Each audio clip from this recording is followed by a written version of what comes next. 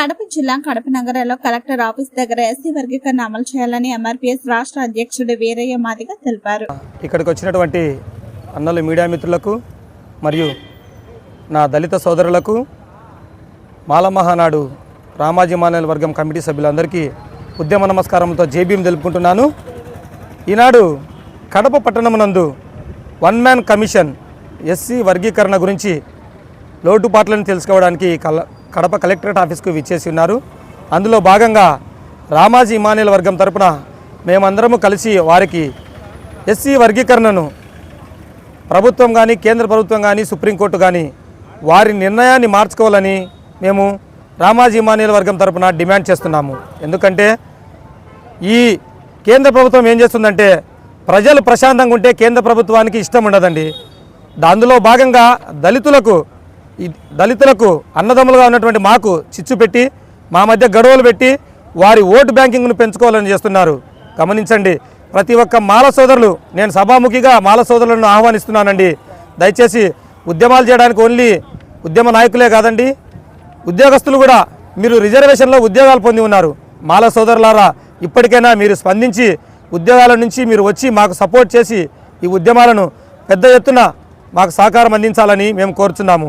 అంతేకాకుండా సుప్రీంకోర్టు గతంలో ఎస్సీ వర్గీకరణ అన్నది చెల్లదని చెప్పిన సుప్రీంకోర్టు, దేశంలో అత్యున్నత న్యాయస్థానం సుప్రీంకోర్టు, 2 ద్వారణలలో 2 నాలుకలలో సుప్రీంకోర్టు కూడా ప్రధానమంత్రి చెక్కు చేతిలో ఉందంటే మన దేశ భవిష్యత్తు ఎలా ఉందో గ్రహించండి ప్రజలందరూ. కావున సుప్రీంకోర్టు ఇప్పుడు మళ్ళీ చెల్లుతుందని, వర్గీకరణ ఉంటుందని వారికి ఎలా ఇష్టమైతే అలా చట్టాలంతా ఇష్టమైపోయింది.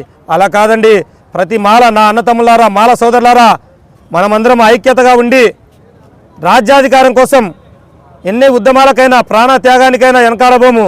రాజ్యాధికారాన్ని కాపాడుకొని రాజకీయం కోసం కాకుండా రాజ్యాంగం కోసం మేము పయనిస్తామని సెలవు తీసుకుంటూ నేను మీ తాళ్లపాక వినోద్ కుమార్, రాష్ట్ర అధ్యక్షుడు రామాజీ ఇమానియల్ వర్గం రాష్ట్ర మాల మహానాడు. జై భీమ్.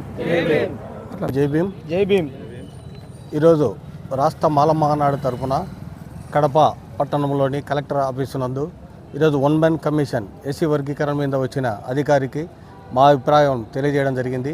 ఎందుకంటే గతంలో ఇదే వర్గీకరణ రాజ్యాంగ విరుద్ధమని అదే సుప్రీంకోర్టు చెప్పింది. మళ్ళీ ఈరోజు బీజేపీ ప్రభుత్వం వచ్చిన తర్వాత మళ్ళీ అదే వర్గీకరణను సమర్థించింది. ఇది న్యాయ వ్యవస్థలో కూడా దళితులకు అనుమానాలు కలుగుతున్నాయి. ఎందుకంటే అనేకమైన విషయాలు రాష్ట్ర ప్రభుత్వం అయితేనే కేంద్ర ప్రభుత్వాలు అయితేనేమి అనేకమైన ప్రజా వ్యతిరేక విధానాలు అవలంబిస్తున్నాయి. అవి ఆడ ప్రశ్నిస్తారో అనే ఉద్దేశంతోనే ఈరోజు ఇలాంటి చర్యలకు పాల్పడి మైండ్ను డైవర్ట్ చేసేదానికి తప్ప వర్గీకరణ అంశం అది కానే కాదు. ఎందుకంటే వర్గీకరణ అనేది రాజ్యాంగ విరుద్ధమని గతంలో కూడా చెప్పిన సుప్రీంకోర్టు ఈరోజు సమర్థించడం అనేది చాలా బాధాకరమైన విషయము.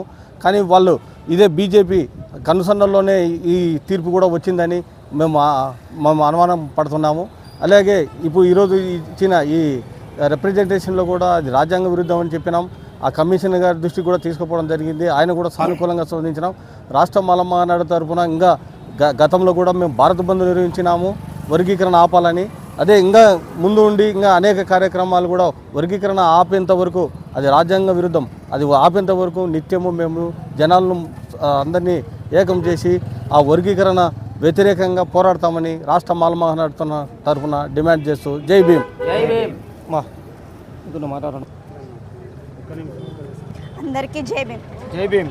ఈరోజు కడప పట్టణంలో వన్ మ్యాన్ కమిషన్ అనేది జరగడం జరిగింది. ఆ వన్ మ్యాన్ కమిషన్లో రాష్ట్ర మాల మహానాడు రామోజీ ఇమానియల్ వర్గం తరపున ఒక పిటిషన్ ఇవ్వడం జరిగింది. ఆ పిటిషన్ ఏదంటే ఎస్సీ వర్గీకరణ తీసివేయాలని కేంద్ర ప్రభుత్వము ఆమోదాలు జారీ చేసింది. ఆ కేంద్ర ప్రభుత్వానికి మేము ఒకటే తెలియజేసుకుంటున్నాము, మాకు మధ్య ఎన్నైనా ఉండొచ్చు, కానీ మీరు మధ్యలో వచ్చి చిచ్చులు పెట్టకూడదు. ఎస్సీ ఎస్టీ బీసీ మైనార్టీ వర్గాలు కలిసి ఉండడం మీరు చూడలేక మమ్మల్ని విడగొట్టాలని చూస్తున్నారు. వెంటనే కేంద్ర ప్రభుత్వం తగిన నిర్ణయాలు తీసుకొని ఈ ఎస్సీ వర్గీకరణ గురించి వెంటనే ఆపివేయాలని నేను మీ బండి నీతి రాయలసీమ అధ్యక్షురాలు రామోజీ ఇమానియల్ వర్గం నుంచి జై భీమ్. జై భీమ్.